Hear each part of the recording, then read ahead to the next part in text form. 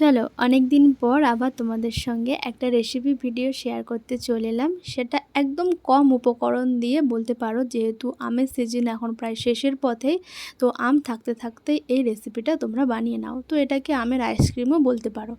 তো নিয়ে নিয়েছি এখানে টক দই, তোমরা তোমাদের পরিমাণ মতো টক দইটা নিয়ে নেবে। তো আমি আমার প্রয়োজন মতো টক দই নিয়ে নিয়েছি আর একটা গোটা পাকা আম নিয়েছি। তো আমটাকেও আমি মিক্সির জারের মধ্যে নিয়ে নিয়েছি আর দিয়েছি ওর মধ্যে 2 চামচ কনডেন্স মিল্ক দিয়ে ভালো করে একটা মিক্সিতে স্মুথ পেস্ট বানিয়ে নেব। আর টক দইটাকে পুরো জল ঝরাতে আমি 1 ঘন্টার মতো রেখে দিয়েছিলাম। তো এখন টক দইটা জল ঝরে গিয়েছে, এখন ভালো করে টক দইটা ফেটিয়ে নেব। এখন ফেটানো কমপ্লিট। তো এর মধ্যে দিয়ে দিলাম কিছুটা এলাচ পাউডার দিয়ে দিলাম, মানে সুন্দর একটা ফ্লেভারের জন্য। তারপর ওই যে আম আর কনডেন্স মিল্কের যে আমি একটা পেস্ট করে রেখেছিলাম, সেই পেস্টটা দিয়েও ভালো করে ফেটিয়ে নিতে হবে।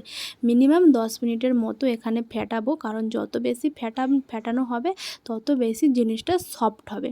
তো 10 মিনিট পর মতো আমার ফেটানো কমপ্লিট। তো এটাকে আমি ভাপাতে দেবো, মানে স্টিমে দেবো।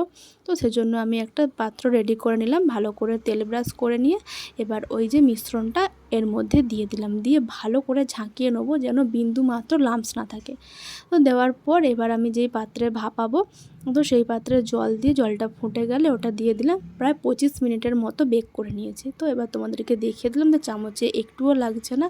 তো ঠান্ডা করে এবার আমি এটাকে একদম ডিপ ফ্রিজে রাখবো, নর্মাল ফ্রিজে।